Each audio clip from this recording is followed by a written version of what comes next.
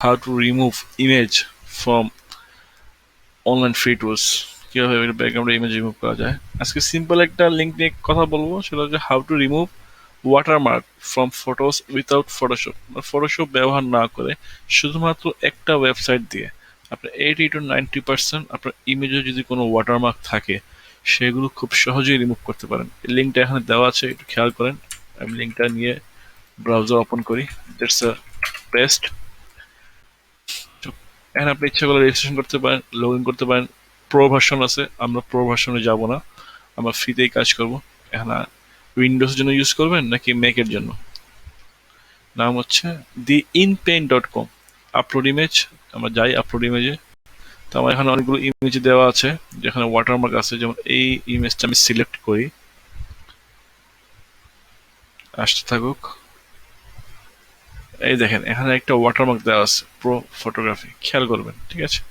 এখানে এই লাল যে সার্কেলটা আছে, এখান থেকে আমরা জাস্ট কমাতে পারি, বাড়াতে পারি আমাদের সার্কেল অনুযায়ী।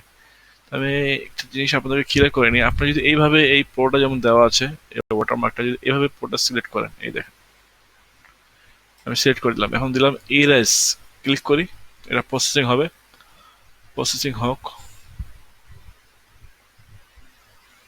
খেয়াল করছেন ওয়াটারমার্ক কিন্তু নাই। জাস্ট ডাউনলোড করে নেবেন, ডাউনলোড লো রেজুলেশন, বা যদি ভালো রেজুলেশন ডাউনলোড করতে চান তাহলে পারচেস করবেন। তা আমি যেহেতু আগেই বলেছি যে আমরা প্রোতে যাব না, ডাউনলোড লো রেজুলেশন দিলেও এটা খারাপ আসবে না। এই দেখেন ডাউনলোড লো রেজুলেশনে যাই, আমি ডেস্কটপে আপাতত রাখি, সেভ।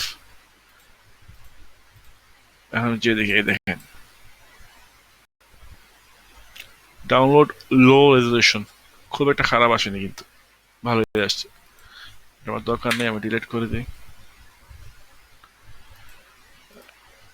এখন এখানে আরো কিছু টুলস আছে, যেমন এটাকে আমি ছোট করি। এটা তো আমরা বুঝলাম যে কিভাবে প্রো থেকে আমরা ইয়ে করতে পারবো। এক কাজ করি, এটা কেটে দিয়ে আমি আরেকটা ইমেজ আপলোড করি যেখানে ওয়াটারমার্ক থাকবে। এই ইমেজে ওয়াটারমার্ক আছে।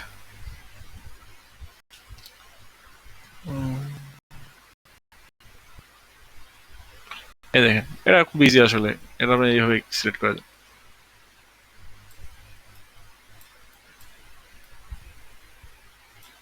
ইরেজ দেন, কিছুক্ষণ ওয়েট করি, ওয়াটারমার্ক রিমুভ।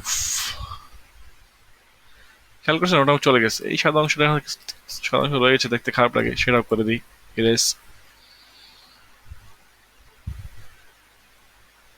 এখানে অ্যাডোব ফটোশপের একটা টুলস আছে, লেজো টুলস। এই দেখেন এখানে পলিগন লেজো টুলস, এই টুলে সিলেক্ট করি, সিলেক্ট করার পরে দেখেন আমি এই অংশটা সিলেক্ট করলাম, এটা হয়ে গেল রেড মার্ক। আবার এই অংশটা করলাম রেড মার্ক, এই অংশটা।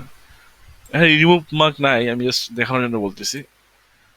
আমার স্পেসিফিক কোন কোন অংশটা আমি ওয়াটার মার্ক রিমুভ করবো সেই অংশটা আমি করতে পারি।